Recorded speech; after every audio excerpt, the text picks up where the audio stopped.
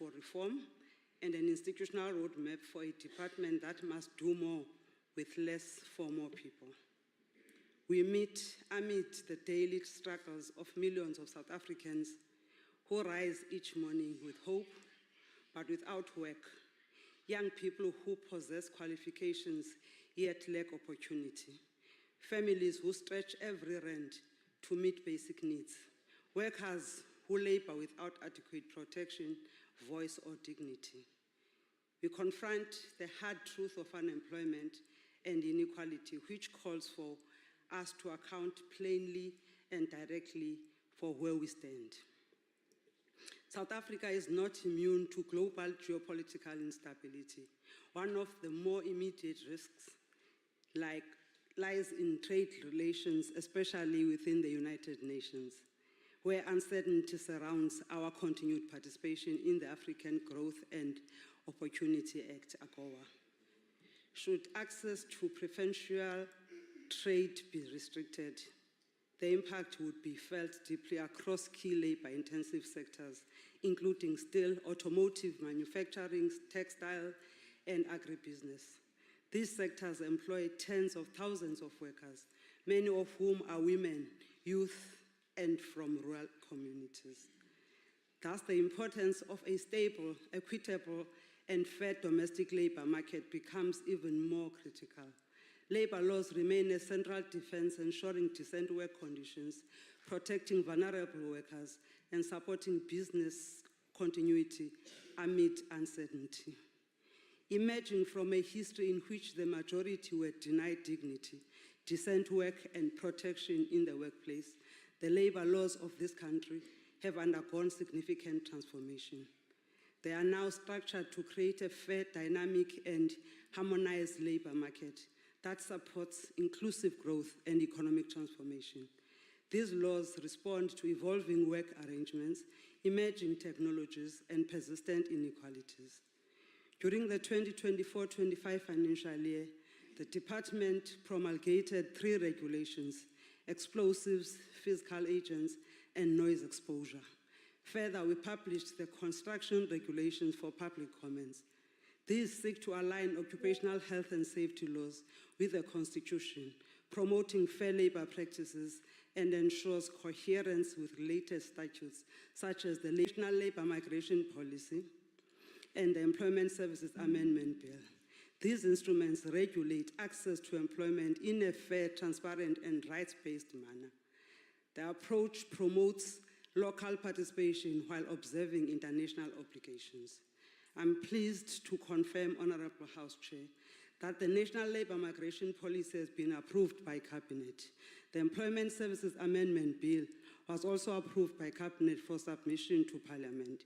These provide a legal framework to regulate the employment of foreign nationals and addresses misuse by labor brokers and the exploitation of undocumented workers. Structural inequality in the workplace remains evident in employment equity data. Despite a robust legal framework transformation that has progressed, that we have implemented, but the progress is very slow since the dawn of democracy. The recently published 24th Commission for Employment Equity Annual Report indicates 62% of the top management positions are occupied by white South Africans. Women hold 26.9% of the top management and 37.7% of senior management positions. Persons with disabilities only make up to 1.2% of the workforce.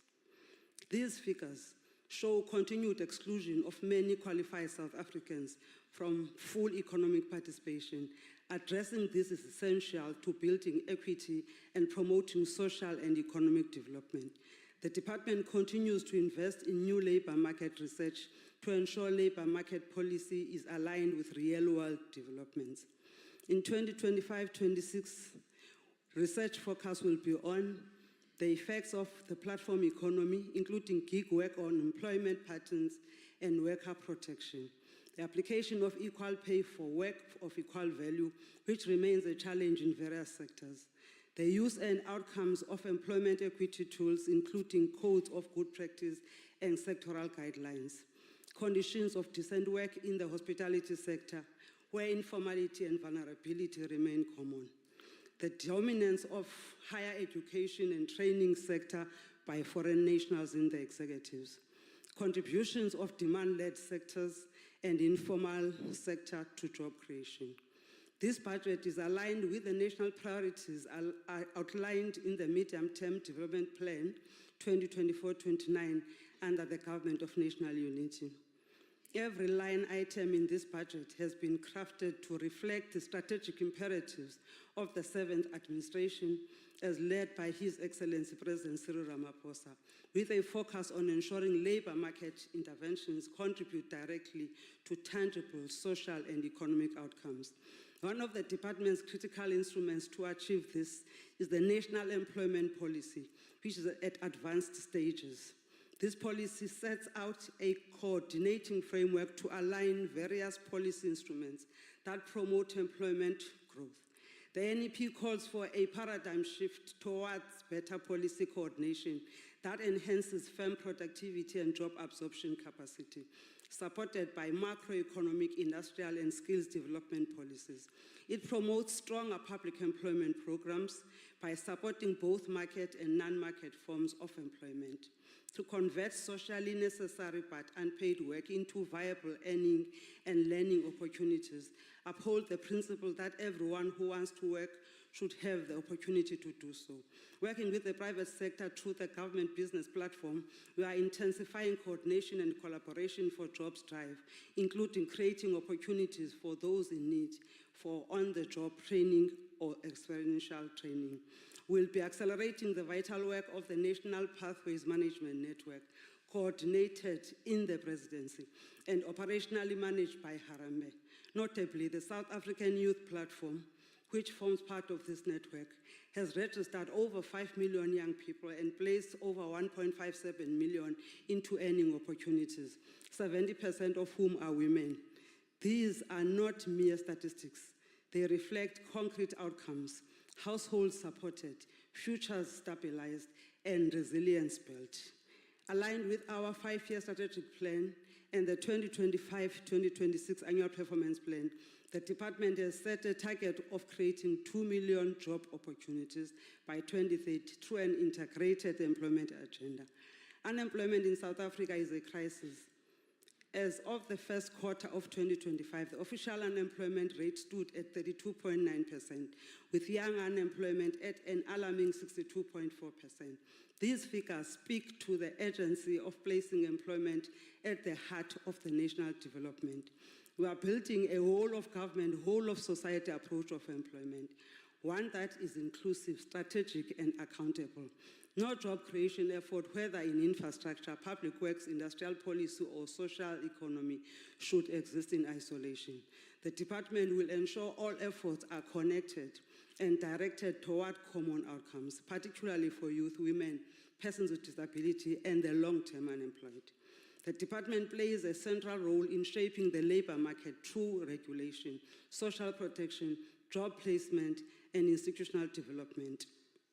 In a constrained fiscal environment, we are guided by realism, though not deterred by limited resources.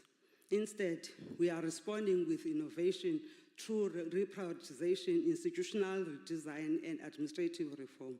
For 2025-26 financial year, the Department of Employment and Labor has been allocated 4.153 billion rand, distributed as follows: 1.598 billion rand for compensation fund, enabling core services delivery by funding inspectors, career counselors, client service staff, and provincial managers. 694.789 million rand for goods and services, covering critical operations, ICT tools, and stakeholder engagements that drive daily functionality. 1.738 billion rand for transfers and subsidies, supporting key partnerships with CCMA, Productivity SA, NETLEC, and civil society actors involved in employment activation. 121.033 million rand for capital assets, financing digital infrastructure upgrades and modernization of labor centers and satellite offices. Major social protection interventions will be delivered through the Unemployment Insurance Fund and CF. In 2025-26, the UIF will manage 38.4 billion rand with 19.02 billion rand for direct benefits. Over 10.98 billion rand is allocated to labor activation program, targeting 240,000 placements this year and 690,000 over the medium term, half of which are reserved for youth, women, and persons with disability. An additional 1.4 billion rand is allocated to the TERS scheme to protect jobs in distressed companies, while 55 million rand will fund the business turnaround program to assist 80 companies and save 3,750 jobs. To boost efficiency, 1.13 billion rand is committed to digital transformation, including biometric verification and integrated claims system. 17 mobile buses will be procured and extend UIF access to less serviced areas. The CF is allocated 1.6 billion rand, pensioners and injured workers, 5 billion rand for medical claims, and 1.85 billion rand for capacity building, supporting digitization, medical staffing in provinces, and outreach to vulnerable workers. In strengthening the institutional capacity as of mid-June 2025, over 79% of funded vacancies have been advertised, and we aim to reduce the vacancy rate to 12% by year end. The focus is on post-critical to service delivery, labor center operations heads, inspectors, career counselors, and frontline staff. In parallel, we are modernizing the department's digital ecosystem, bandwidth upgrades, new data center, and ICT infrastructure. Honorable Chairperson and honorable members, Budget Vote 31 is a policy stance affirming that even under fiscal strain, we will honor our duty to deliver public value with urgency, clarity, and measurable outcomes. Let us be remembered not for the challenges we inherited, but for the solutions we executed. This budget reflects a state that is working visibly, efficiently, and ethically for its people. I present this Budget Vote 31 to this House. Let us use it as a lever of delivery, inclusion, and renewal. Let us move forward with purpose, with unity, and with resolve to leave no worker behind. I thank you, Honorable House Chair. Thank you. The next speaker is the Honorable Maneli.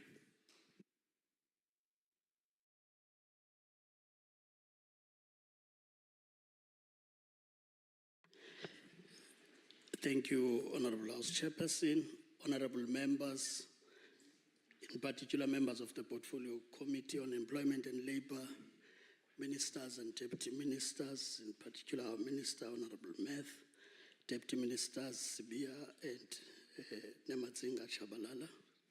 The administration is led by ADG, leaders of entities, distinguished guests and fellow South Africans. It is with a deep sense of responsibility and unwavering commitment that I stand before you today to deliberate on the Budget Vote 31 for the Department of Employment and Labour for the fiscal year 2025-2026. While acknowledging the challenges and shortcomings, especially concerning the CCMA, we must also recognize the significant strides made towards fostering a more equitable, inclusive and productive labour market that aligns with our national development priorities. The core national objectives remain clear: to build our economy, promote decent work, and ensure that every worker and unemployed individual has access to sustainable opportunities. Our government's vision for employment and skills development is anchored in a comprehensive strategy emphasizing not just job creation, but also ensuring the quality and sustainability of employment. This strategy is underpinned by two critical pillars: an integrated employment and skills development approach and the strengthening of the labour market governance and enforcement. These focus areas aim to address the multifaceted challenges in our labour sector, fostering an environment conducive for growth, fairness, and justice. In this context, House Chair, it is vital that we prioritize skills development that aligns closely with the demands of our rapidly evolving markets. Technological advancements and digital transformation are reshaping industries, compelling us to adapt swiftly to keep our workforce future ready. Our department's initiatives to leverage technology and digital platforms for trainings are commendable as they enhance efficiency and improve access, especially in underserviced communities. Scaling up initiatives like the Labor Activation Program to target unemployed youth and vulnerable groups remains a key intervention. Its success hinges on clear, measurable milestones that emphasize lasting skills development and viable career pathways, which are vital for meaningful economic participation, particularly for the youth, women, persons with disabilities, and marginalized communities. Honorable members, recognizing the importance of a collaborative approach, fostering public-private partnerships, PPPs, has become essential in supplementing government efforts, especially during times of fiscal constraints. These collaborations mobilize additional resources, share expertise, and foster innovative solutions in reskilling and employment facilitation. Their role is increasingly vital as we navigate fiscal challenges, allowing us to extend our reach and impact beyond traditional government channels. Such partnerships also foster innovative approaches that can accelerate transitions into formal employment sectors, supporting sustainable economic growth and broadening opportunities for those who face barriers to entry in the labor market. However, amidst these efforts, we cannot ignore the existing shortfalls that threaten the integrity and effectiveness of our labor relations framework. The CCMA remains a cornerstone in mediating disputes and ensuring fair work practices, yet it faces significant resource and capacity constraints, particularly on the Essential Services Program, where the entity maintains a flat budget, which may limit its capacity to address disputes in high-risk sectors. These limitations have led to case backlogs, delays in dispute resolution, and ultimately a compromise in workers' rights and employer confidence. The situation undermines the foundational principles of labor justice upon which our democratic gains are built. It is therefore imperative that we as a committee advocate strongly for the department to revisit budget allocations and resource planning. Our commitment must be to ensure that the department and all its entities are adequately funded, equipped with the latest technologies, and staffed sufficiently to perform its crucial mandate effectively. Addressing these constraints involves exploring every possible avenue, including legislative measures and budgeting process, to secure additional funding. It is crucial that we also focus on innovative enforcement strategies, including leveraging technology for compliance monitoring and enforcement. Enhancing capacity in this area allows us to target non-compliant employers more precisely, making enforcement both efficient and fair. Raising awareness amongst workers regarding their rights through targeted campaigns can further reduce exploitation, fostering a culture of compliance and accountability within the labor sector. Moreover, the department's strategic focus emphasizes building an inclusive, resilient, and future-ready labor market. This entails aligning our policies with broader national development objectives while responding dynamically to emerging challenges. Hence, the Employment Equity Amendment Act is essential to strengthen enforcement, promote fair employment practices, and address disparities within the labor sector. Ensuring access to sustainable opportunities remains a top priority, especially for vulnerable populations, including the youth, women, persons with disabilities, and marginalized communities. In this regard, the expansion and continuous improvement of training programs and employment services are critical. Digital platforms play a vital role in enhancing service delivery and access, particularly in remote areas, thereby ensuring that no one is left behind in our efforts to build the economy. Fellow South Africans, strong collaboration with various stakeholders, including social partners and private sector, is fundamental in these endeavors. Engagement with social partners is essential not only for oversight, but also for effective policy implementation and reform. Continuous dialogue and partnership enables us to identify gaps, develop tailored interventions, and ensure accountability for results. The department's focus on fostering inclusive growth and promoting decent work aligns with the broader constitutional values of dignity, equality, and social justice. viewing the budget not merely as a financial allocation of 4.153 billion, but a strategic investment reinforces our collective responsibility to utilize resources efficiently for meaningful outcomes. Every rand spent should translate into tangible outcome, decent work, and sustainable livelihoods for our people. As we look to the future, our commitment must be to work collaboratively towards addressing current challenges and building a resilient, inclusive, and fair labor market. This involves not only strengthening governance and enforcement, but also innovating and adapting our policies to meet new realities. By doing so, we reaffirm our collective resolve and political will. We can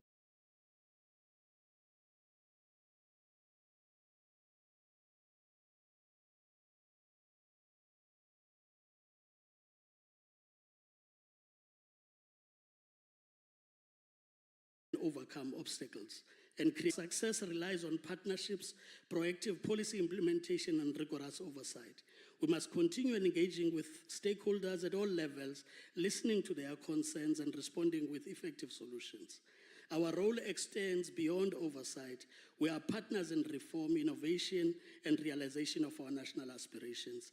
Let us reaffirm our unwavering dedication to fostering a labor market that upholds the dignity of every worker, promotes inclusive growth, and contributes meaningfully to the social and economic development of our nation, thereby creating employment opportunities. With collective resolve and unwavering commitment, we can turn these goals into concrete realities, ensuring a brighter future where we all live and work as equals under conditions of peace as envisaged in the Freedom Charter. As the African National Congress, we support this budget, and I thank you, Honorable House Chair. Thank you. Honorable Mbele.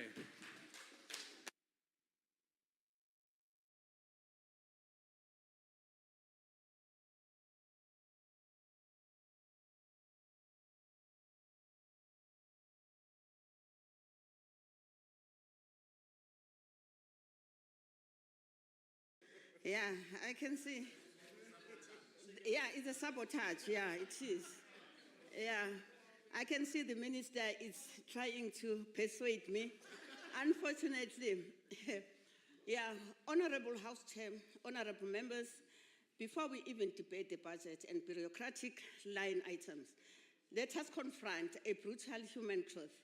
Right now, as I stand here, there are more than 11 million South Africans without work.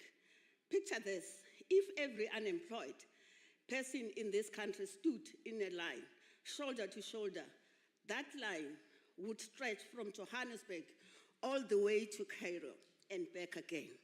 These are not just the numbers on a statistic sheet. These are mothers skipping meals for their children and can eat. Fathers waking up at 4 o'clock to stand on the roadside hoping someone will pick them up for a day's work. But most days, they return home empty-handed and humiliated. And young people, the very hope, promise of this nation, are now called the lost generation.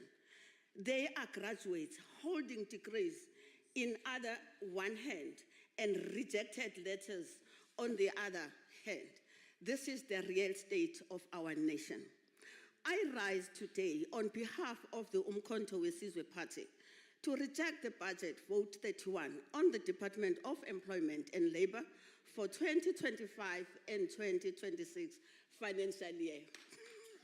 South Africa, in the grip of deep and prolonged unemployed crisis, over 32% of our people are jobless, with youth unemployment even higher. Yet the report before us is a slap in their face of working class. It is filled with lofty promises, fancy slogans, and bureaucratic sugar-coated, but it does nothing to heal the wounds of the unemployed. Let's talk about the so-called new employment mandate. It is nothing more than a tired PR exercise. There is no serious plan to localize industry, no plan to rebuild the manufacturing, no plan to drive rural industrialization. How do we tell the people in the communities without running water to apply for jobs online? That is not transformation, that is an insult. The department is obsessed with the digitalization, imagining that every South African lives in Sandton with fiber internet and backup generation. Millions do not even have electricity, let alone data. This digital-only approach has become a new system of exclusion, another gatekeeping tool against the poor.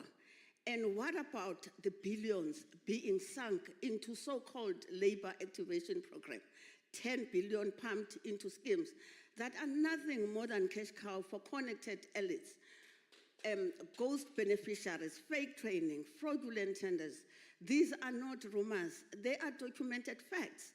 Let us not forget the Petuho Security Company submitted fake documents to win tenders and received 140 million from another department, verified by the same department, now asking us to trust them with billions more.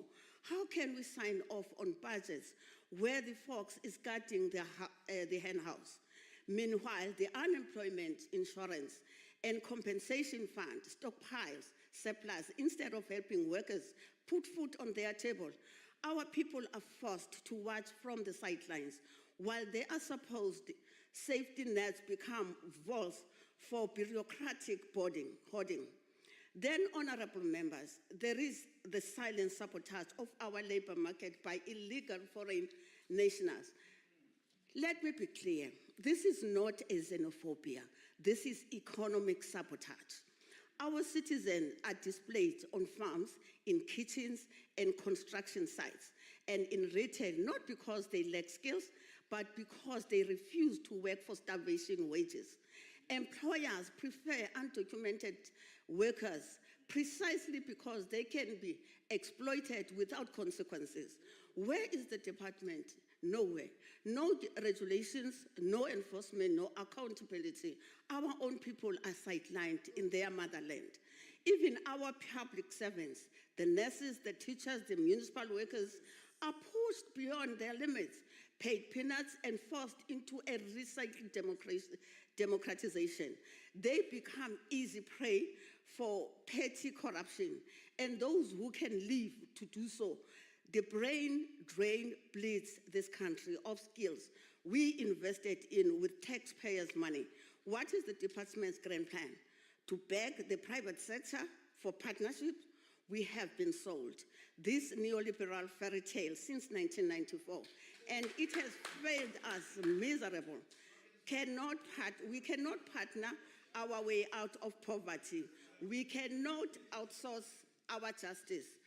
Honorable Chair, our people do not want handouts. They want work, dignity, opportunity, real empowerment. The Umkhonto we Sizwe Party stands for a new model, one that puts South Africans first in their sector, one that builds industries locally and creates real jobs, not empty slogans, one that stops treating workers as disposable commodities and starts treating them as citizens deserving of respect and fair wages, one that rejects the capture of public funds by politically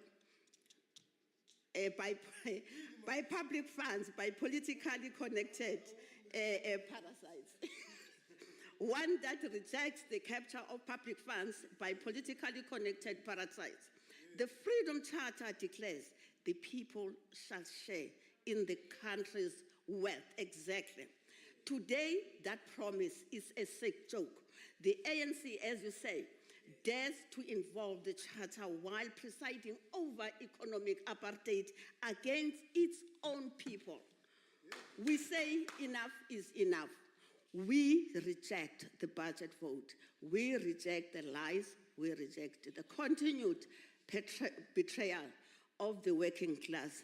Thank you very much. And thank you for being quiet, not howling.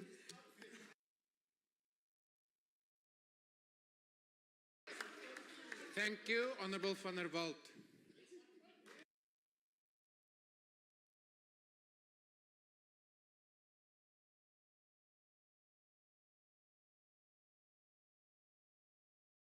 Honourable House Chair and members, now more than ever, governance and policy in the Department of Employment and Labour are pivotal to the future of our country.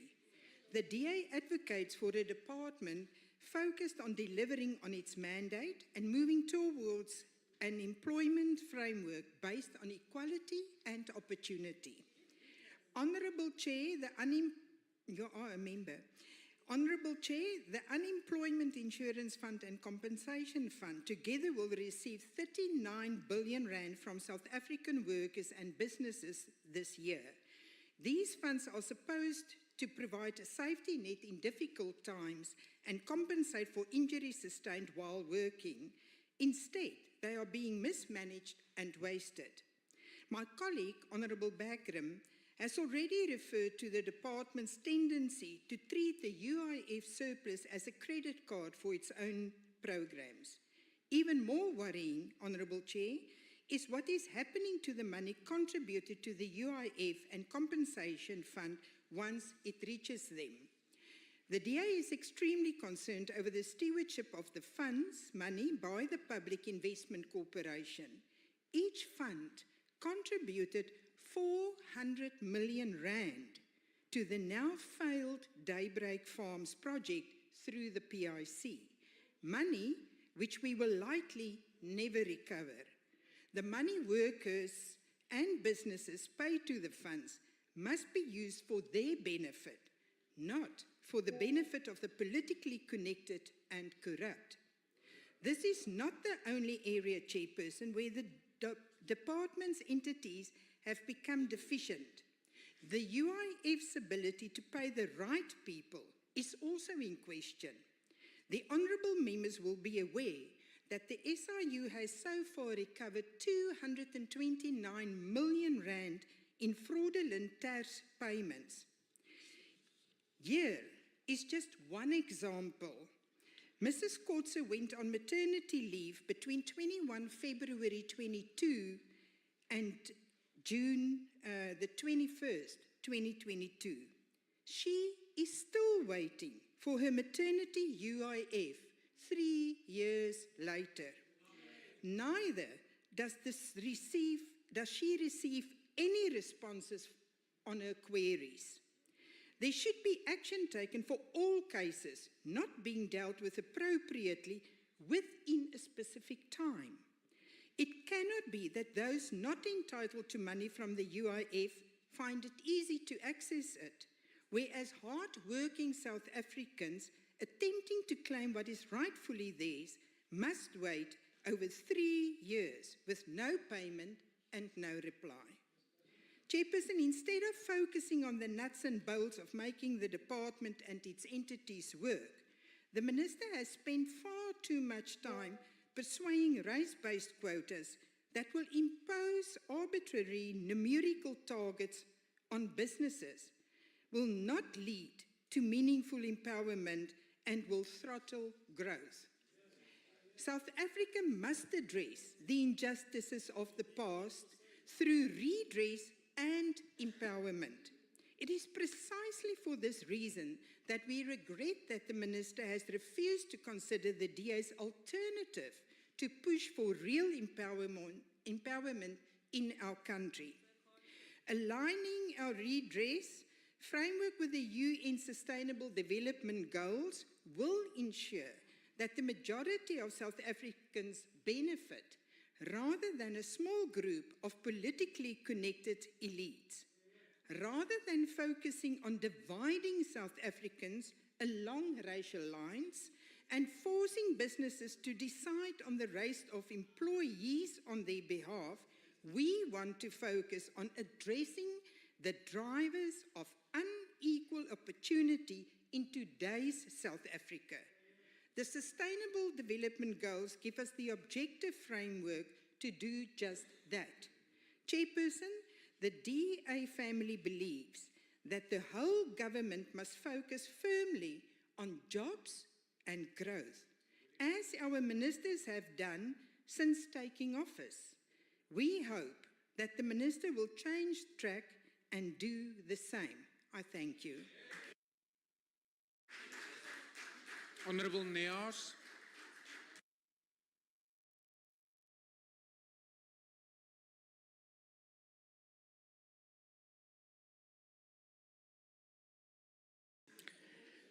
Honourable House Chairperson, I rise today to address the 2025-26 budget allocation for the Department of Employment and Labour, a department whose name promises hope but delivers little in the face of South Africa's crippling unemployment crisis.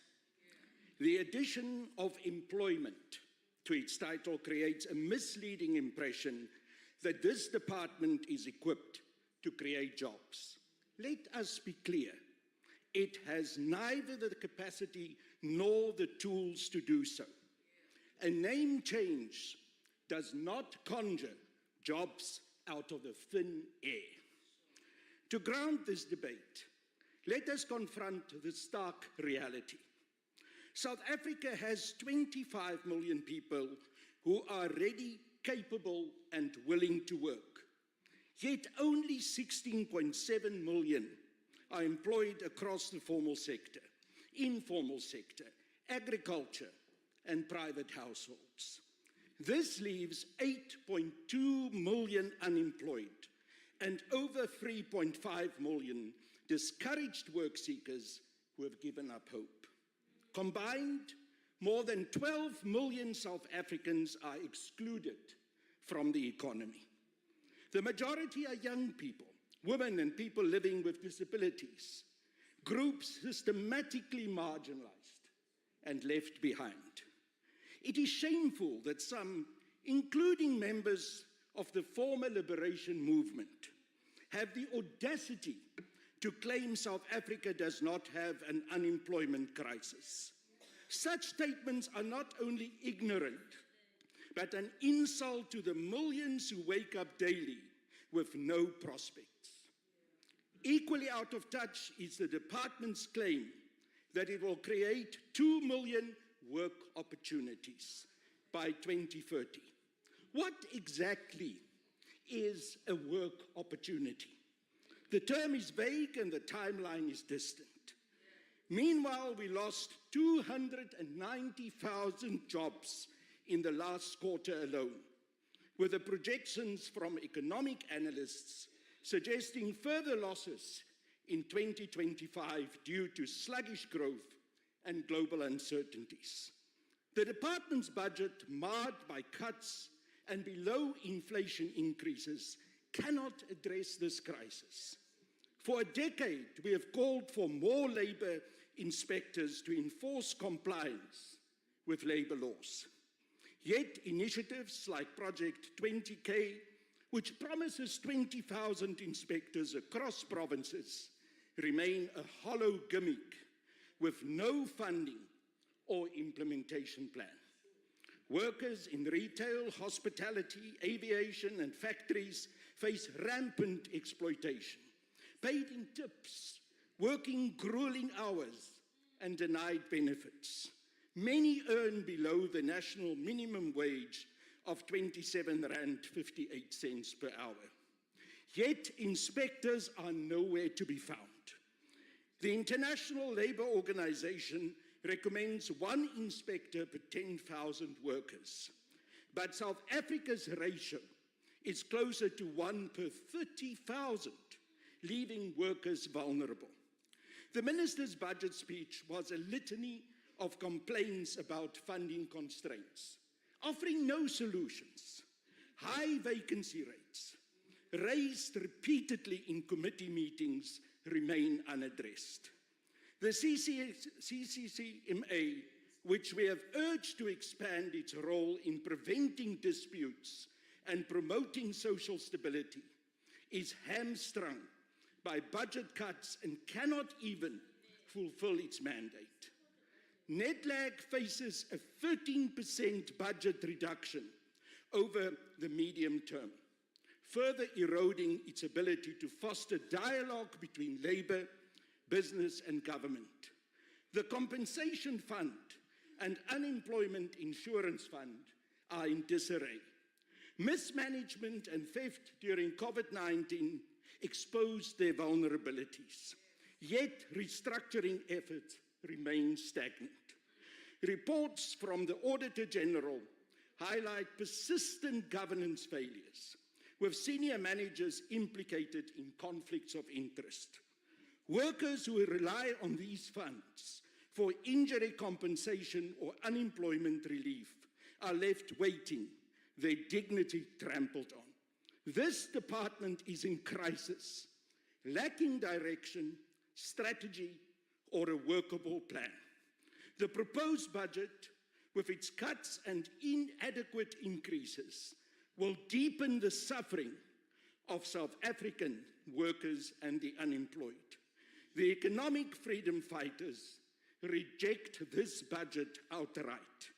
We demand a radical overhaul, increased funding for labor inspections, a fully resourced CCMA, and functional social security systems. Let us honor the 12 million excluded South Africans by rejecting this budget and demanding one that will truly serve the people of South Africa. Thank you. Thank you. The next speaker is the Honorable Langa.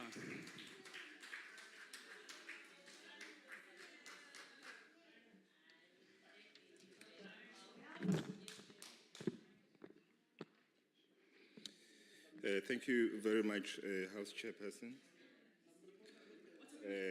Angithobeke kungqongqoshe osekela ngqongqoshe abakhona ubuholi bomnyango abahlonishwa and fellow South Africans. House Chair, this department sits at the heart of one of the greatest challenges facing our nation, unemployment. With over 7 million South Africans jobless and a growing youth bulge, the IFP believes that every rand appropriated must serve a clear, measurable, and transformative purpose. It is in this context that we examine this budget. We acknowledge the department's stated commitment to promoting employment and regulating the labor market, as well as the 7 strategic priorities that seek to strengthen regulatory capacity, enhance service delivery, and expand employment interventions. We support these objectives in principle, but we are compelled to question the pace and the efficacy of implementation. The total allocation of 4.15 billion rands for 2025-2026 represents a modest increase over the previous year. We note, however, the uneven performance of the department's programs and entities. The Public Employment Services Program receives over 1 billion rands this year, which is its highest allocation ever. This is a welcome sign, especially considering its aim to register 130,000 work seekers and create 70,000 opportunities. However, we urge the department to ensure that these are real, long-term jobs, not short-term placements with no developmental impact. South Africa does not need temporary relief, we need a labor market overhaul. We are concerned about the ongoing challenges within the Inspection and Enforcement Services Program. Non-compliance with labor laws, especially in sectors like domestic work, agriculture, and construction, remains rampant. We support the department's plan to increase inspection capacity and digitalize enforcement tools, but we stress effective law is enforced law. Too many workers remain unprotected in practice. A critical area that deserves stronger prioritization is the supported employment enterprises. This initiative to create jobs for persons with disabilities must be seen as flagship of inclusive employment. Yet SEE still operates in only 8 provinces, with Mpumalanga lacking a single factory. This is unacceptable. We call on the department to fast-track the proposed satellite projects to ensure that the SEE becomes a national success, not a marginalized afterthought. We further raise concerns regarding productivity South Africa, whose work is crucial to retaining jobs in distressed firms and promoting competitiveness. We note gaps in rural outreach, especially among informal enterprises. If we're serious about township and rural economic revitalization, this must change. The CCMA continues to receive the lion's share of labor policy and industrial relations funding. We support this, given the rising demand for dispute resolution. But the backlog in finalizing cases and the public frustration with turnaround times must be addressed with agency. We will support Budget Vote 31, but with conditions. We demand stronger oversight over implementation, faster turnaround times for employment support, and meaningful protection of vulnerable workers. The budget. Order, honourable members. No, they are known for intimidating, so it's not working. It won't work. This budget must serve the people, not bureaucracy. If we are to build a capable, ethical, and developmental state, then the department must lead by example. I thank you, Chairperson. Thank you. Honourable Peterson.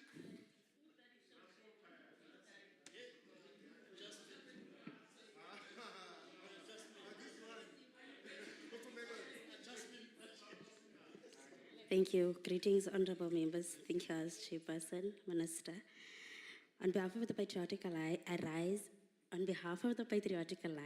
I rise in the support of the Portfolio Committee on Employment. I know you know, we are just reminding you. Our nation stands at a critical juncture where job creation, labour rights, and economic inclusion must be at the forefront of our legislative agenda. The Patriotic Alliance firmly believes that the decent work and fair labour practices are the bedrock of a just and prosperous South Africa. The report reflects a commitment of addressing unemployment, workplace inequality, and skills development issues that disproportionately affect the working class and marginalized communities. We welcome the emphasis on expanding employment opportunities, strengthening labor inspectorate systems, and protecting vulnerable workers from exploitation. However, Minister, we must ensure that these plans translate into tangible outcomes of our people. The Patriotic Alliance calls for accelerated implementation of job creation programs, particularly for youth and women. Strict enforcement of labour laws to combat worker abuse, especially in sectors like farming and domestic work. Greater collaboration with the private sector and community organizations to drive sustainable employment. While we support this report, we urge the department to prioritize accountability and measurable results. Too often, plans remain on paper while our people suffer. And the Patriotic Alliance will monitor progress closely and hold government to its promises. We support. Thank you. Thank you. Honourable Denner.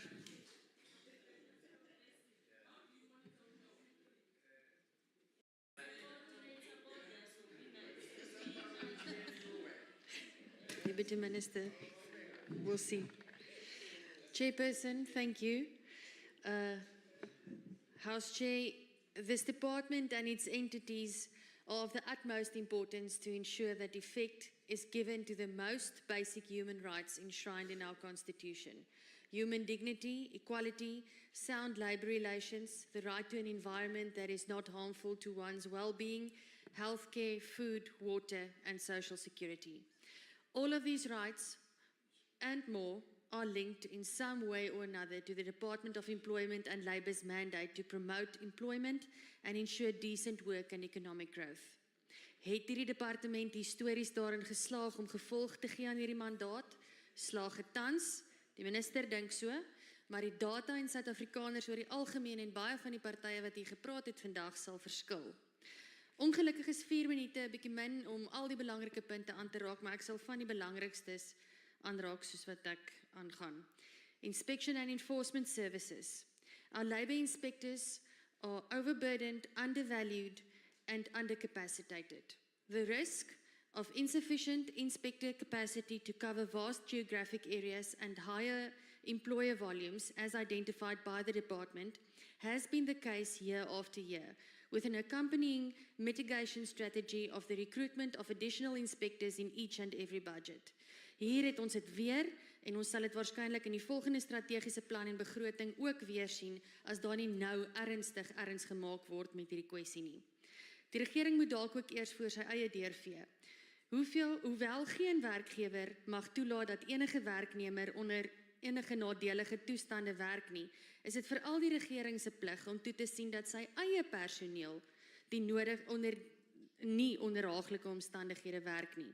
Soos ons onlangs gesien het, toe sale 9 en 10 by die Universiteitshospitaal in Bloemfontein weens daardie rede gesluit is, en dankie aan daardie arbeidsinspekteurs wat dit gedoen het, moet ek byvoeg. Chairperson, the compensation fund continues to be dysfunctional to the detriment of workers who are especially in dire need of assistance. Mr. Hansie de Waal, a farm worker from Rivier Sonder End, has been waiting nearly 2 years just for an appointment with a specialist to assess his back injury for his appeal to the compensation fund.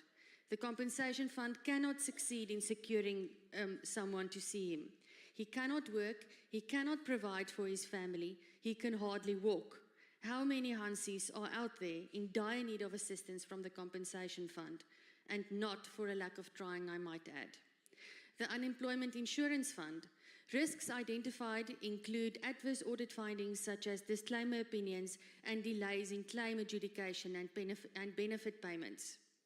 Ms. Lucinda Durr, another example, has been waiting 2 years for her maternity leave benefit payment to be paid out, just like Ms. Kotze that was mentioned earlier. She needed that income to provide for her family and her newborn baby.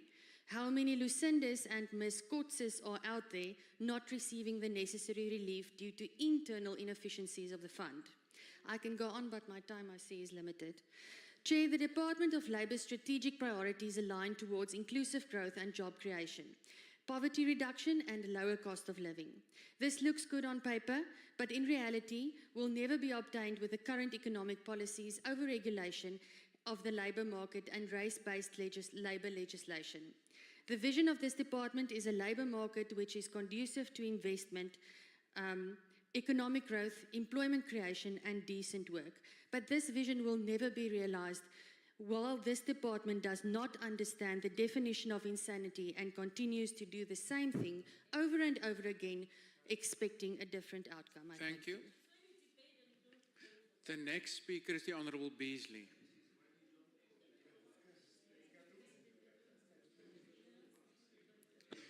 House Chair, Minister, Deputy Ministers, Honourable Members and fellow South Africans. Action SA is of the view that the Ministry of Employment and Labour should be renamed the Ministry of No Jobs and No Responsibility. At the end of the 6th Parliament, South Africa was already in the grip of an unemployment crisis. Under the GNU and the current leadership of this ministry, that crisis has only deepened. The expanded unemployment rate has worsened, climbing from 42.6% to 43.1%. According to the latest figures, nearly 300,000 people lost their jobs in the first quarter alone. That means 5,000 South Africans will return home today without jobs, another 5,000 tomorrow, and the same every working day that follows.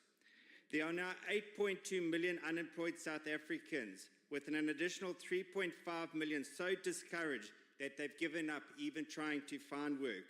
That's nearly 12 million people left without opportunity, without support, and without hope. But these are not just statistics. They are the lived experience of millions of South Africans, real people suffering under a ministry that has turned its back on them, a ministry of no jobs. What is most disconcerting is that when I asked the minister, does she take any responsibility for job losses, the answer was an emphatic no. Minister, if not you, then who? If not your department, then whose job is it to care? A ministry of no responsibility. Chair, we must also express serious concern about the ongoing governance failures at the UIF and Compensation Fund.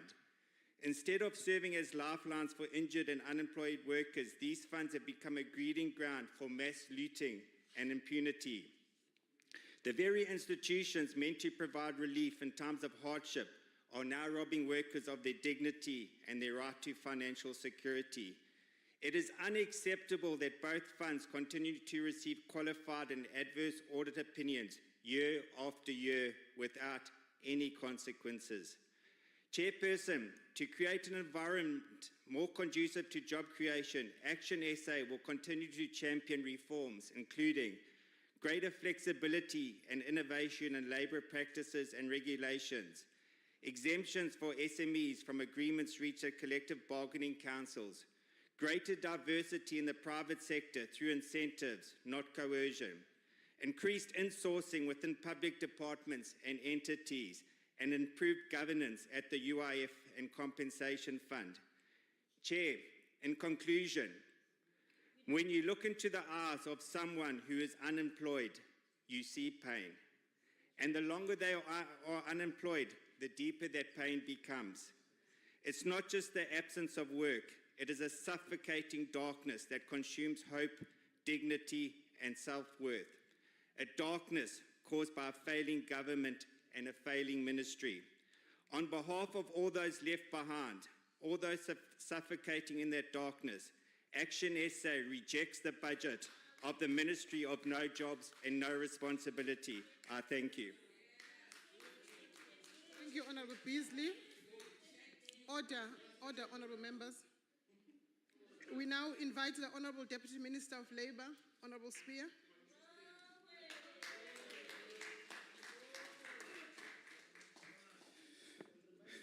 Thank you very much, Honourable Chairperson, honourable members of the Parliament, ministers and deputy ministers present, honourable members of the Portfolio Committee led by Honourable Maneli, the departmental officials who are led by the acting DG, guests, ladies and gentlemen. Chairperson, we are living in a country that is really interesting. It's amazing how some of the opposition parties in this country are weak. Very weak, Chair, to a level that you expect that while you criticize government or the Honourable department... Deputy Minister, can you step aside, take your seat? I will step aside. Yeah, take your seat. Just, Honourable Member, I recognize you. Thank you, House Chair. No, I just wanted to tell the Deputy Minister to return the school uniform to his boy. He must return the school uniform to his boy. Honourable Member, can I address you? You do not just press the mic and start speaking. Honourable Member, I will not allow spurious points of orders. May you please be orderly and respect the decorum of the House. Honourable Deputy Minister, you can continue. That's exactly the confirmation, Chairperson, how weak the opposition is, not even understanding the rules of this Parliament. They don't bring solutions, all they do is to criticize, and they expect the people of this country to take them serious. Chairperson, these are the realities we are faced with. It's very, very painful, Chair. I wish, Chair, at a certain point in time, we can be in a situation where people stop grandstanding when it comes to debates and serving their own interest. Because they come with the names of people who are poor here, complaining that they are not being helped, instead of bringing those names to us and respond to them and assist the people who are poor. We are able to do that. We do it every day, Chairperson. Chairperson, this year we commemorate Nelson Mandela International Day on the 18th of July under the poignant theme, "It's still in our hands to combat poverty and equality." These words are more than a call to action, Chairperson. They are a reminder of our collective responsibility as the nation beyond our color and creed. We have a responsibility to shape our country. We must make sure that our children must inherit a better country than the country that we inherited, Chairperson. Chairperson, I would like to pick up this debate on the issue of inspection and enforcement. It would be a cardinal error to underplay the role that is played by the Inspectorate in the context of employment creation and job preservation. It is common knowledge that the unemployment rate has crept to unacceptable levels. The decent work agenda, which is at the center of the work done by the inspectorate, plays a significant role in preventing the hemorrhaging of jobs. The MTDP, which is a blueprint of the Government of National Unity, has singled out, amongst others, the matter of tackling poverty and reducing the cost of living. Chairperson, at the nucleus of employment laws is the matter of ensuring that the sheer numbers of vulnerable workforce do not toil in vain.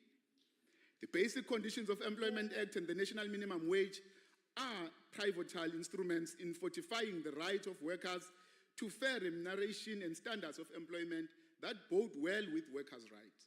In the financial year of 2024-25, 310,798 inspections were carried out. Of these, 168,884 were Basic Condition of Employment Act and National Minimum Wage Act, whilst 107,808 were occupational health and safety inspections. While these numbers are not small, it is our desire to cast our net as wide as possible. This is an indication that the inspection and enforcement is done and we are active and we are at work as the department. To ensure adequate social security to the workforce, our employer audit services inspectors conducted 30,033 inspections to test compliance with Compensation of Injuries and Disease Act and the Unemployment Insurance Act. During all this inspection, 101,386,541 rand was enforced for various legislations. 78 million rand, 669,849 rands was recovered on behalf of the vulnerable workers in the form of underpayments of wages and salaries. Effectively, Chairperson, that was money that went to the pocket of employees by our own inspectors and the IES team that is at work in the Department of Employment and Labor. A demonstration that we are obsessed with making a real difference in lives of the workers of this country. The compliance levels of employers at workplace inspected during the 2024-25 financial year were as follows, Chairperson. Per legislation, Basic Condition of National Minimum Wage in 89%, occupational health and safety at 65%, employer audit, UIA and UICA on 40%, Employment Equity Act on 38%, COIDA on 31%. Nationally, for all labor legislation, compliance was at an average of 53%, which is not a good picture, and it needs all of us, because amongst us here, some of you are employers, and you are also non-compliant on the legislations that we have put and enacted as the country. So it must start with us as well. Chairperson, I want to say it's very, very important that we take it serious what we do as the country. We have collaborated with sister departments and institutions such as Department of Home Affairs, the South African Police Services, the South African Revenue Services, and Bargaining Council and municipal law enforcers to conduct national high-impact blitz inspections. To date, we have expanded these inspections to the following sectors: hospitality, construction, agriculture, textile and clothing, chemical and wholesaler, and retail. Chair, we must say it here that there is a need in this country to deal with the issue of illegal immigrants who are working in different companies in this country, and it needs all of us to collaborate in dealing with that, because what we see during our inspections is a huge number of illegal immigrants who are working in our companies illegally, and they are employed by South Africans, and we must discourage employers who are employing illegal foreign immigrants, because if we deal with that, if there is no one who employ them, we won't have them. So it's very, very important to do that. And Chairperson, I must say that with the anger that I see on the left, they will need CCMA to deal with their challenges that they are faced with, because they really need to be assisted. They are collapsing every day. House Chair. Chairperson, the capacity in terms of numbers is desirable. I knew it will hurt them, Chair. Yeah, thank you. Honourable member, can you please switch off your mic? Switch it off. Honourable member, Rule 79 says you only speak when you are recognized. So this tendency of just pressing on the mic will not be. If you raise your hand, I will note you. If you raise your hand, I will note you, Honourable Member, and I will afford you the opportunity to speak. But please do not just press the mic and start screaming. It is entirely out of order. You are now recognized, Honourable Member. Thank you, House Chair. House Chair, I'm raising in terms of Rule 68 that the debate and the submissions that are being made by the Deputy Minister are irrelevant. We understand that the submissions of the MK party were highly sophisticated, so he doesn't understand them. What debating about unemployment and employment in South Africa, be in context. Honourable Member, you are saying you are raising a point of order on Rule 68, and that's just irrelevant. The speech that you are bringing is entirely out of order now, because you've had your opportunity to speak through your member. And allow me to caution you, Honourable Member, because really we need to allow the debate to continue. But coming in with spurious points of orders and also not allowing the rules following the rules of the House is entirely out of order from your side. Honourable Deputy Minister, may you continue. Thank you, Chair. You know, when you've got an LLB degree and an MKP renders you useless, you'll make that noise. Honourable Chairperson, honourable members, we are being lobbied for a very noble cause. We kindly request your support to the SEE, a brilliant government initiative of employing people with disabilities. SEE currently employs 1,000 people with disabilities and has a potential to grow this to over 3,000 disabled persons, the most vulnerable in our society and the nation. This is a noble cause, Chairperson. I challenge each and every organ of the state to commit on spending at least 5% of its office furniture, schools furniture, textile, and hospital linen, etc. Budget on the SSEs is very, very important that we increase it. If public procurement is meant to address the inequality and empower vulnerable groups of our society, then it must boldly include disability empowerment in its design and execution. SEE provides such an opportunity for our people. On the CCMA matters, Chair, which I think we can offer our services pro bono to some. CCMA is our pride as the country. It is entrusted with the important responsibility of creating an enabling labor dispute resolution environment to advance economic development, social justice, labor peace, and democratization of the workplace. Its legislative mandate gives effect to and regulates the fundamental rights conferred by Section 23 of the Constitution. The 2025-2030 CCMA strategic plan is titled Momentum Empowering Progress. Embracing change is designed to meet evolving labor markets demands and is built on three strategic thrusts. Can you take a moment? Honourable Member. Yeah. Honourable Slepe. You are recognized. Yes. Chair, is it parliamentary to record with your cell phone during the proceeding of the session? Recording with your phone. Is it an honourable member? Is it an honourable member who is doing that? It's Dichi. I think Dichi. No, she's recording. Honourable member, I did not see that. Yeah, I did saw it. I rose because she was recording. Yes, but remember the chairperson has to be the one that is also able hence to I'm see. asking. Hence I'm asking. Honourable member, in the house sitting. No, it can't be. Honourable member, can you switch off that mic? Continue, DM.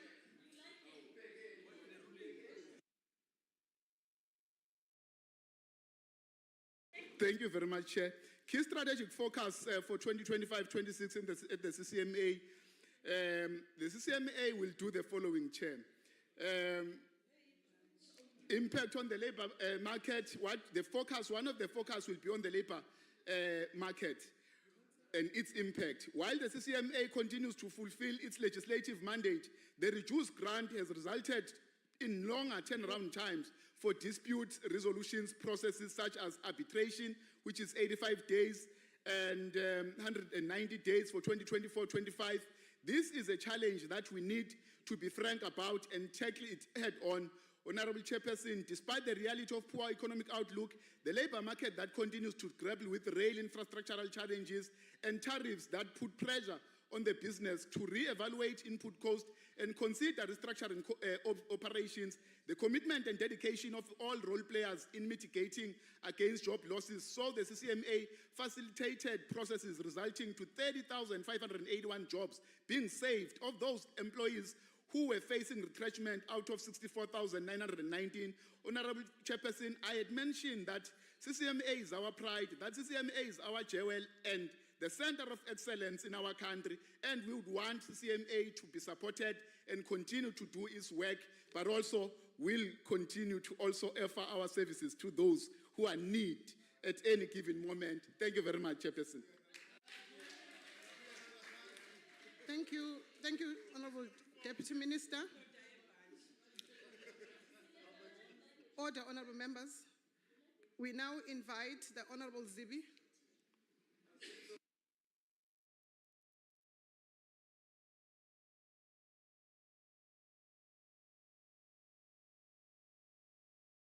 Honorable members must be careful with these nicknames because this is on TV. Now somebody sees me at the mall there and uses one of these nicknames. So please. Thank you, House Chair.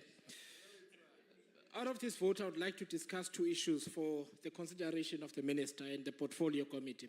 The first is providing support to work seekers. One of the things that I'm really passionate about is the concept of a job seekers grant. As all the members know very well, looking for work is expensive, especially given our spatial injustices. Many job seekers eventually give up, not because they do not wish to work anymore or opportunities are not available, but because they cannot afford to look for work.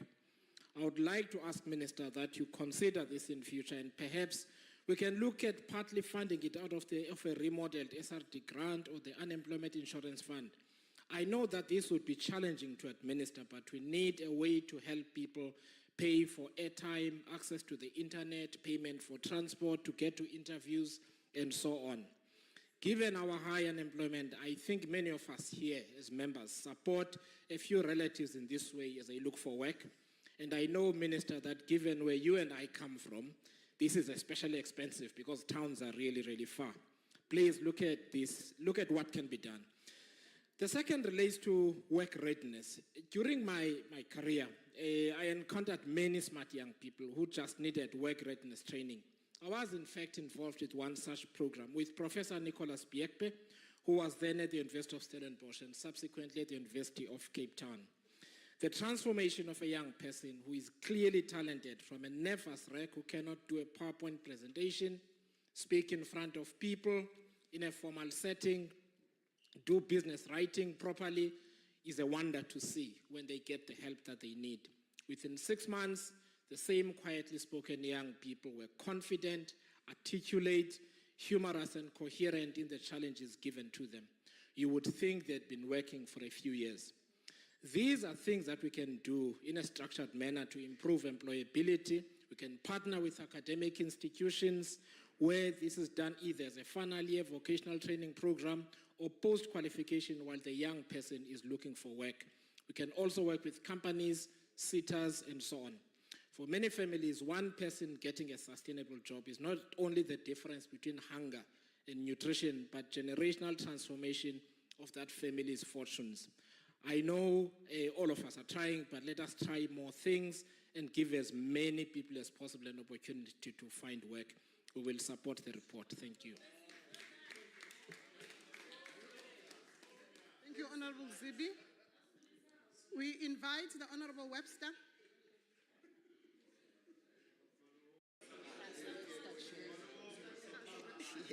Honorable Hlazo Webster. Angisho. Confirm. Honorable Chairperson, I'd like to begin by stating upfront that here we're not dealing with the Department of Labor and Employment. We're actually dealing with the Departments of Labor and Unemployment. And I think it helps to frame it that way. but is still earning less than a junior male colleague. You don't need statistics to understand that something is very deeply broken in our labor market, but the numbers do confirm it. The job stats tell us that 427,000 more people joined the unemployment line in the last year. That's almost 500,000 more South Africans who are without work and cannot find employment. This department should actually then be one of the most active in all of government, yet for far too long, we've had ministers who promise jobs while presiding over an economy that does not grow and a labor market that does not absorb that level of unemployment. The minister has a duty and responsibility to lead with authority, and I want to say with urgency, in tackling unemployment. Now that the minister has had a full year in office, we think that she's settled, and we want to encourage that she urgently scales up the efforts of this department. And Minister, in addition to this mandate, we as Build One South Africa has a concurrent project which we wish for you and every MP on the committee to join us in. It's a matter that goes to the heart of justice in the marketplace and deals with the uneven balance in power structures in South Africa's labor market, with employers holding all the cards when it comes to this. When applying for jobs, candidates' salary histories are actually used against them to justify lower pay. And once that happens, many find themselves trapped in a system that undervalues their skills and offers little power to negotiate a fair wage. Basically, if you started on the back foot, the system says that you will always be on the back foot. So this is what the Fair Pay Bill, which I introduced in Parliament in June, seeks to change. By amending the Employment Equity Act, this bill would grant employees the right to discuss job offers, to talk openly about remuneration and job offers, breaking that secrecy that takes place in these areas. It would strengthen equal pay for equal work, ensuring pay must be based on merit, qualifications, and experience, and it would require employers to declare salary ranges. And so I wish to implore the Minister and MPs in this committee to read the bill and strongly consider supporting it through the legislative process. And it's in that light that we give our support to this budget vote. I thank you. Thank you, Honorable Hlazo Webster. We invite the Honorable Zungula.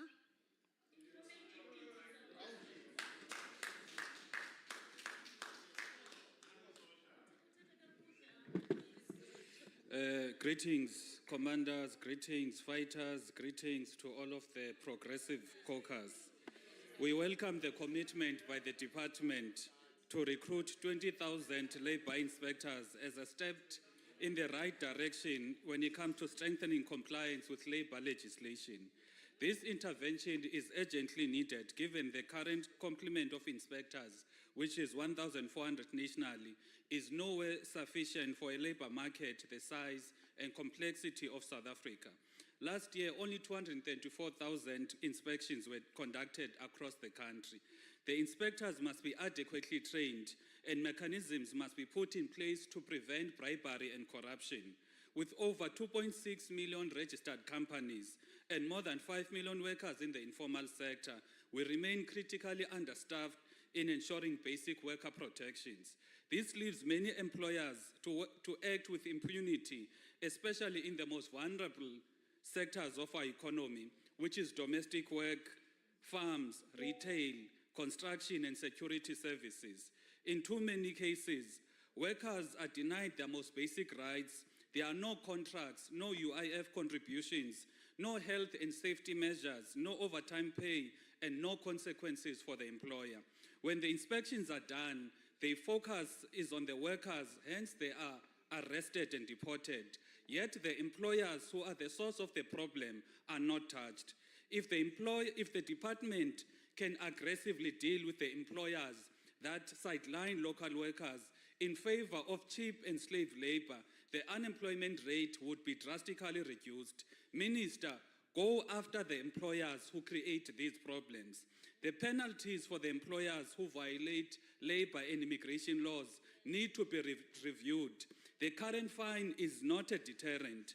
The country cannot be obsessed with international obligations, yet we are sitting with a crisis of having the highest unemployment levels. Our national interest must trump the so-called internationalism. We further urge the department to ensure the training and scaling programs, such as those under the UIF and LAB, are made available outside the metropolitan areas. Labor law compliance means nothing if the people do not know their rights. It means even less if they can't access services to enforce those rights. Lastly, Minister, the unemployment rate in South Africa is 42.1%, which is the expanded definition. It is not 10% or 32%. These are not abstract figures. They represent millions of shattered hopes and households stripped of their dignity and income. Thank you. Thank you, Honorable Member. We now invite the Honorable Mahlatsi.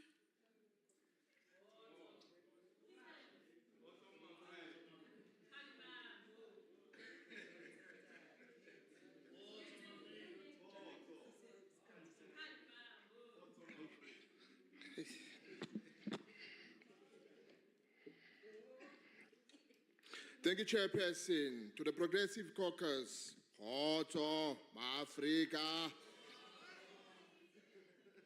Honorable members, unemployment in South Africa is not a mistake. It is a result of a deliberate economic structure, a microeconomic framework, and labor market model designed to serve capital, not our communities. Since the 1970s, the capital-labor ratio has doubled across all sectors, meaning that the machines has replaced the workers while the rich get richer and our people sink deeper into exclusion. In mining, capital expenditure per worker has risen by over 230% in real terms, yet jobs are disappearing. In manufacturing, the rise over 120%. This vote does nothing to reverse this jobless growth model. Even worse, microeconomic policies inherited from GEAR, tight monetary policy, fiscal austerity, and accelerated trade liberalization continue to slash public investment, suffocate demand, and promote deindustrialization. The result is shrinking home market, rising import, and destruct of local manufacturing jobs. Chairperson, the vote pretend to empower labor while endorsing labor market deregulation and dual labor markets. This spells the end of the living wage, the end of dignity for workers, and the Trump casualization and precarity. Workers are expected to survive without benefits, without pension, without protection. And who suffers most is African workers, women, youth, still bearing the economic chains of apartheid, job reserve laws, spatial segregation, and institutionalized under-education. Time poverty exclude rural women who still fetch water and wood instead of participating in the economy. Youth unemployment stand above 45%. And still, the vote offers training programs without jobs, without internship, without future. This vote also ignored the spatial divide between urban job center and rural communities. How can we build an exclusive economy when potential workers and potential jobs remain geographically constrained? And the state does nothing to resolve this dislocation created by colonial land theft and apartheid planning. Chairperson, if we do not confront this historical structural injustice, no amount of labor inspection or job summit will save us. The United African Transformation proposed an alternative path. A Pan-African industrial policy driven by state-led investment and workers' own production. Honorable Member, your time has expired.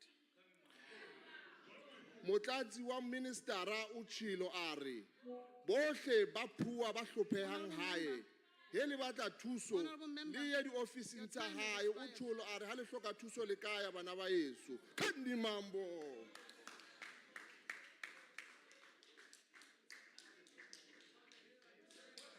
Honorable members, we invite the Honorable Thring.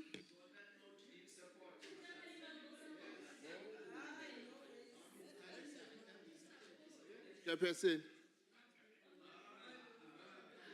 Chairperson.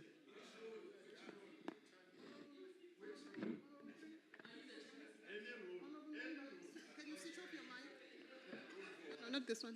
There, that one. Honourable Member, it was going to be sufficient for you to raise your hand and I allow did. me to I note did. allow me to note you. I did. Honourable Member, I did. Honourable Member, if you have For raised clarity, the UAT rejects. Honourable Member, that is entirely. Honourable members, please do not abuse the rules. You had your opportunity to present. You also even went to access of your minutes. So that is entirely out of order. Honourable Thring, can you come in?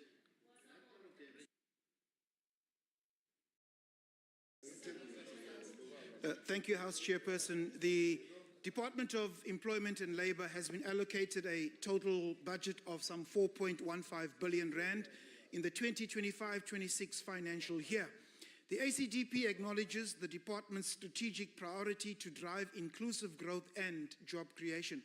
With the official unemployment rate, however, at 32.9%, the expanded unemployment rate at some 43.1%, and youth unemployment at 62.4%, it is clear that this department and others dedicated to job creation are failing South African job seekers. On UIF payments, Honourable Minister, the ACDP has received complaints of delays of up to 20 days for payment to be released because of after a UIF claim has been approved.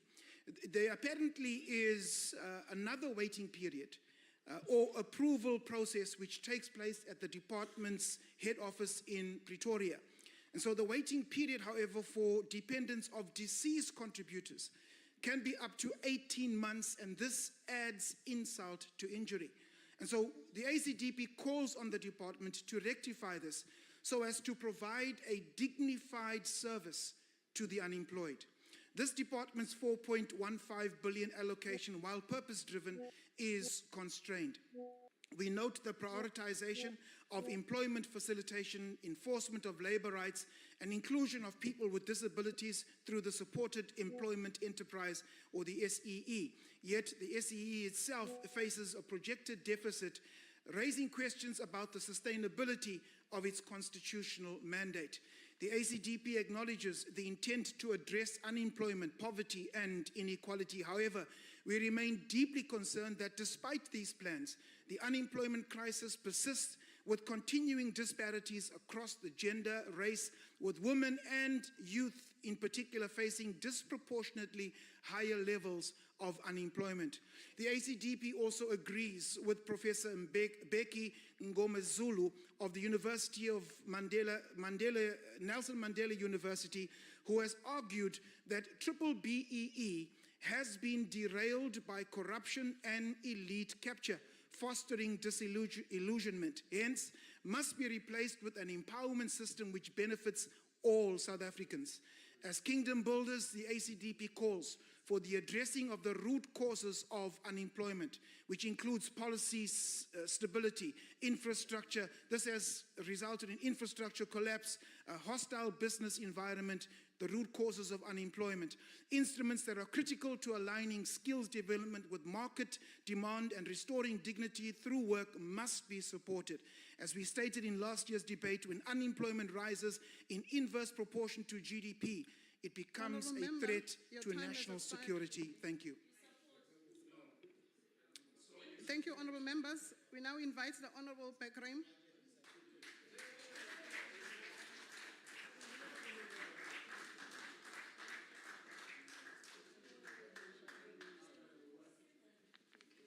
Thank you, Honourable Chair, the Executive, my colleagues. Thank you. Labour is not working. The bottom line is we hold out a hand of friendship to the Executive. We look forward to working with you. Let's take away the politics. Let's ensure that at the end of the day we create jobs. I'm fully aware that our government is cash-strapped and has to cut its cloth accordingly. Furthermore, I'm aware that every ministry has been instructed to curtail unnecessary expenditure in every single facet without affecting service delivery. That being said, the Department of Employment and Labour has notoriously been lacking in service delivery over the past 25 years. The DA's court case in employment equity shows how destructive the matter can become, how destructive regulations become. In particular, the UIF and the Compensation Fund can hold up high their enormous failure. This failure has consistently disappointed and simultaneously angered the public. Both these entities have been moved into separate standalone structures. Both these entities receive enormous funding directly from the employees and the employers of South Africa. The UIF and the Compensation Fund must use these incoming funds in order to drive service delivery and administration, rather than funding the department's other schemes.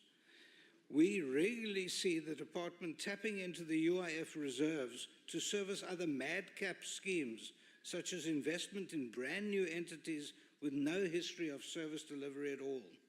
The purpose of these funds is to protect South African workers.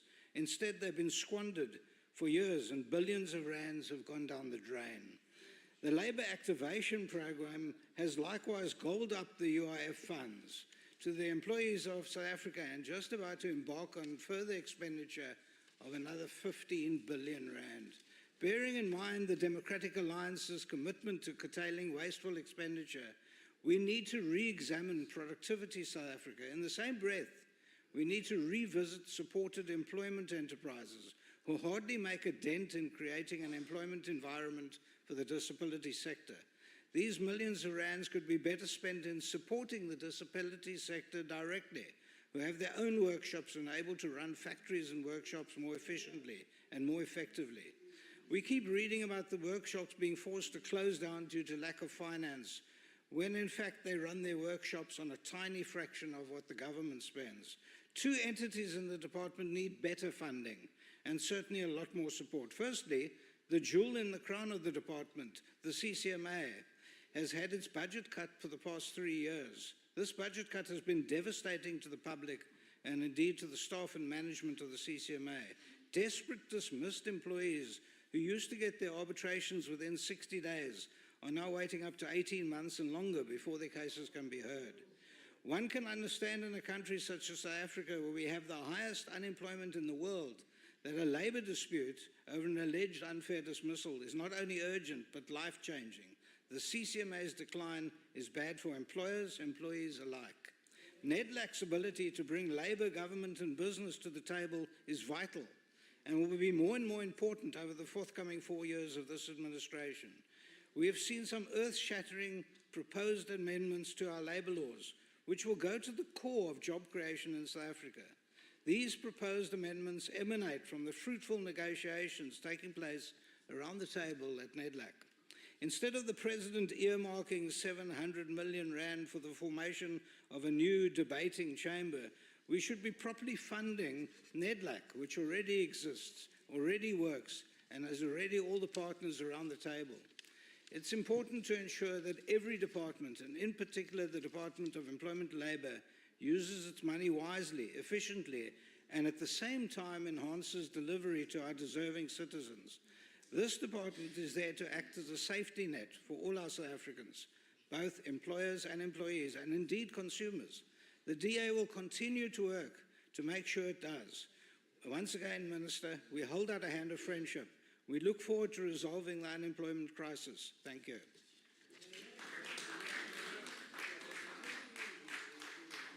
Thank you. Thank you, Honourable Member. Order, Honourable Members. We invite the Honourable Nontsele.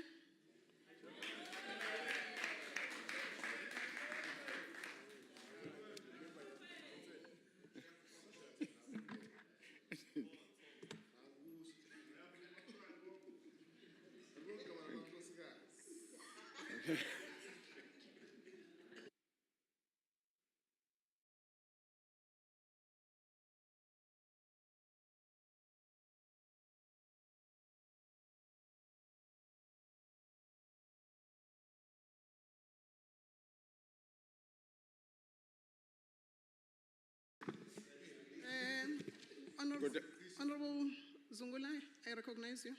No, I was just checking if everything is fine with Honorable Nonsale. I think Honorable Nonsale has got his groove back. You may continue. You may begin. Thank you, Honorable House Chair. Thank you. Good afternoon to Honorable Minister and Deputy Ministers, Honorable Chair of the Portfolio Committee, Honorable Members and guests.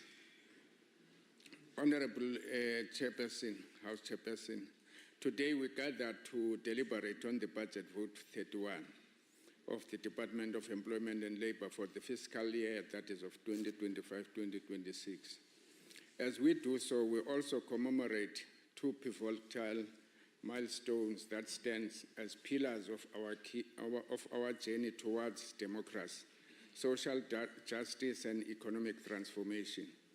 The 70th anniversary of the Freedom Charter and the 30th anniversary of the Constitutional Court being these highlights.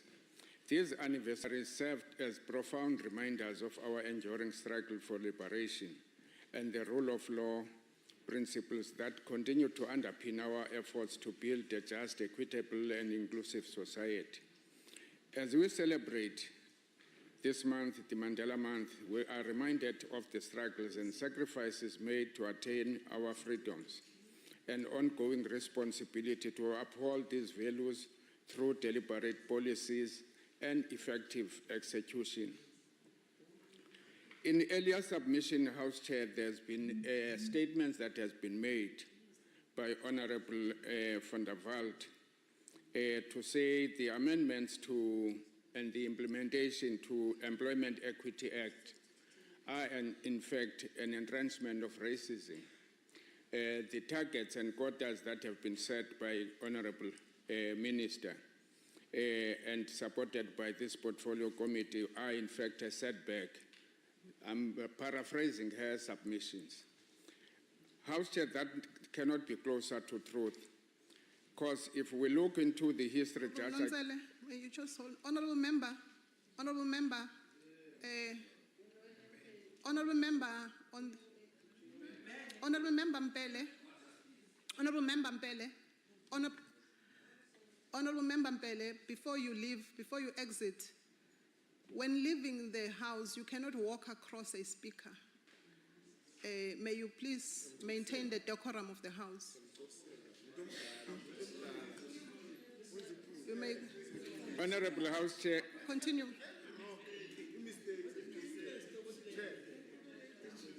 Order, honorable members. Continue. Honorable House Chair, the points therefore raised by Honorable van der Walt should be rejected.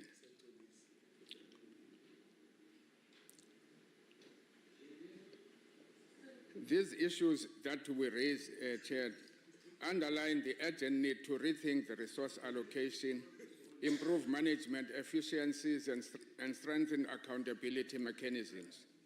They highlight that despite some administrative challenges, our overarching goal remains to prioritize high-impact programs that deliver measurable outcomes, creating real opportunities for employment, poverty reduction, and social upliftment. Despite these hurdles, we remain resolute to the strategic focus that must be on channeling investment into sectors with high potential for job creation and social impact, especially those that support township enterprises and unserviced communities. We must prioritize development efforts in local industries and sectors that uplift vulnerable groups such as youth, women, persons with disabilities, and marginalized communities still grappling with remnants of apartheid-era economic disparities. This approach aligns with the goals of the district development model, which emphasizes localized development efforts that are tailored to the unique realities and potentials of each community. By empowering local authorities and communities to take charge of their economic destinies, we foster sustainable growth that benefits those who need it most and reduces reliance on centralized decision-making. The district development model enables more effective resource routing at grassroots level, supporting infrastructure development, local entrepreneurship, and employment opportunities. It aims to reduce socioeconomic inequalities by building communities capable of sustaining their development trajectories. This department's role in supporting this model, especially through targeted investment like the Labor Absorption Program, is therefore vital. These resources must be, but also enhances accountability and by increasing proximity between policymakers and beneficiaries. Furthermore, our social dialogue platforms such as NetLeg are crucial in fostering unity of purpose amongst government, labor, and business. These platforms facilitate consensus building and coordinated action across sectors, strengthening our collective effort to implement inclusive growth strategies. By engaging all stakeholders, we'll ensure that policies are better aligned and with realities faced on the ground, and that the execution of developmental programs is more effective. Inclusive dialogue serves as a vital mechanism to reinforce our shared commitment to social justice and economic fairness, ensuring that the benefits of growth are broadly distributed and that nobody is left behind. Therefore, the recent Cabinet approval of National Labour Migration Policy and Employment Services Amendment Bill is a step in the right direction. Honorable Mbele again made a statement here to the effect that we are not taking steps to address the influx of illegal foreigners. The introduction of this policy, that is the National Labour Migration Policy, is in fact directed to address that and to arrest the influx of illegal foreigners. That is coupled with the Employment Services Amendment Bill, which should in fact help to regulate how markets, particularly the areas that Honorable Begram has been speaking about, should be dealt with, particularly on areas of low concentration in terms of labor. Like, for instance, if you're talking about, in terms of the Employment Equity Act, the targets, you can't then assault us when talking about the low concentration of Africans on the western side of the country, because apartheid designed it in that way. So we must address that history, Honorable Begram and the Honorable van der Walt. We can't leave it like that. Otherwise, we'll be collaborators perpetually with the apartheid system whilst we're saying we're a democratic state. In moving forward, Honorable House Chair, a key component of government strategy remains the implementation of national minimum wage, which is pivotal in reducing income inequality and providing a safety net for the most vulnerable workers, particularly farm and domestic workers. In recognizing these strategic priorities, we must also confront the realities of resource limitation and the need for more efficient management. This entails strengthening audit procedures, enhancing monitoring mechanisms, and ensuring that vacancies do not hinder program implementation. In conclusion, Chair, we are emboldened by our shared purpose of our commitment to transform South Africa into a society where opportunities are universal, dignity is a birthright, and economic prosperity benefits all. We call on all stakeholders, government and labor, business and communities to renew their dedication and work together with unity and purpose and harness our collective strength to build an equitable and inclusive nation. Together we can turn our vision into reality, forging a society where social justice, economic opportunity, and dignity are not just ideals, but lived realities for every citizen. As the President Nelson Mandela said, it is, I open quote, it always seems impossible until it is done, close quote. As ANC, we support this budget. Thank you. Thank you, Honorable Nonsele. We will now invite the Honorable Minister of Labour to close the debate. Honorable members, may I inform you that a minute was left by the DM, and that minute will be added to the minister's allocated time. Thank you. Thank you very much, Honorable Chair. Order, honorable members. Sometimes it is very stressful to listen to the people that you are fighting for their transformation, to come here and reject our fight, including the white women of this country, because some of the people who are still down the ladder in terms of transformation is white women. So it's very stressing to listen to the honorable member from the DA coming here and bashing these transformative laws of employment. We have never shied away from acknowledging the historic and institutional challenges faced by the department, but we did not come here and lament and complain about budget. I think the honorable member who made such a comment did not hear what I said. We have been forthright in engaging with the findings of Auditor General and Portfolio Committee on Employment and Labour and SCOPA. And if honorable members care to look beyond political point scoring, they would see that we are beginning to turn the tide around. Corrective action plans have been instituted. Key financial controls are being strengthened. Irregular and wasteful expenditure is being drastically reduced. Disciplinary processes are being enforced, not ignored. Our leadership team has been stabilized and accountability is no longer negotiable. We are not claiming perfection, but we do claim progress, grounded, measurable, and backed by oversight bodies. This budget vote is not only about new targets, it is about ensuring institutional credibility in how we serve workers, how we protect the unemployed, and restore faith in the machinery of the state. Even as we sit in this very house, arrests are being made and are being executed by law enforcement officers following a months-long investigation in a major fraud and corruption syndicate targeting UIF. This is not speculation, it is action. This morning, the South African Police Services conducted and coordinated a takedown operation in Bloemfontein, Bethlehem and Gauteng, arresting individuals involved in a sophisticated scam involving UIF claims submitted through fictitious companies. This, honorable members, is but one example of where corruption is being rooted out and where our resolve to clean up the system is finding practical expression. We are working closely with Hawks, SAPS, and other agencies to ensure that no stone is left unturned, not only in the Free State and Gauteng, but across the entire system where fraud is suspected. Let there be no confusion. We take corruption seriously, not just in words, but in visible coordinated action. Where there is wrongdoing, we will expose it.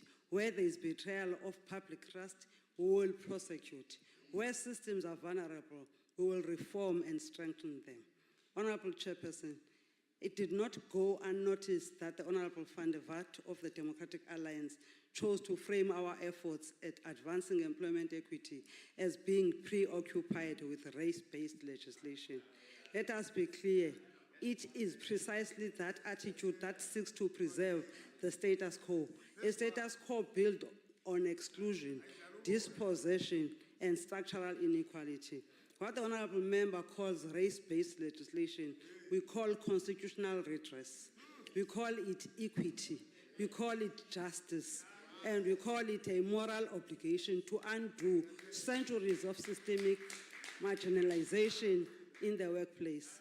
You cannot in good conscience ignore that the South African labor market still reflects patterns of privilege and power that mirror our apartheid past. Employment equity is not about exclusion. It is about inclusion. It is about creating fair opportunity in a society where race, gender, and disability have long been used to determine economic destiny. To resist transformation under the guise of non-racialism is to weaponize a noble ideal in defense of historical injustice. Transformation is not a threat to excellence. It is a condition for sustainable prosperity. We are not apologetic for standing firm on Employment Equity Amendment Act. It is aligned with the Constitution informed by Commission for Employment Equity's data and reflective of the lived reality of millions of South Africans who remain locked out of meaningful participation in the economy. We will not allow the struggle for equality to be dismissed as a political inconvenience by those who benefit from inequality. On the matter of unemployment, I've already outlined its seriousness and the deep economic, social, and political implications it holds for the state if left unattended. Let me repeat for the record. No one is running away from the fact, but it must equally be said and understood that government in isolation can never be solely responsible for job creation. That would be economically unsound and institutionally unsustainable. Our responsibility is to create a conducive environment, drive strategic investment, and coordinate efforts across the public and private sector to expand decent work and work opportunities. Unemployment is a national emergency and it demands practical, inclusive, and collaborative responses. In that spirit, we welcome ideas from all corners of this House. Let me specifically thank Honorable Zibi for putting forward the proposal of a job seekers grant. It is a contribution that deserves... Honorable Minister, unfortunately your time has expired. No, 1 minute. You have gone to access. You have gone to access. Okay, thank you, Chair. I thought I had that 1 minute. So I thank every member who contributed, including the criticism. Let's work together.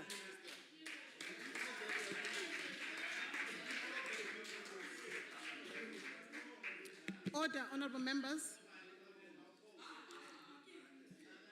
Order, honorable members. Honorable members, order. Malunga lahloniphekile sasifike emaphethelweni enkulumompikiswano yeliphakelo timali laka Labour. Asikhumbude malunga lahloniphekile ukuthi luphakelo timali nenkulumompikiswano tiyachubeka. Good Hope Chamber at 4:30, M46 at 4:30.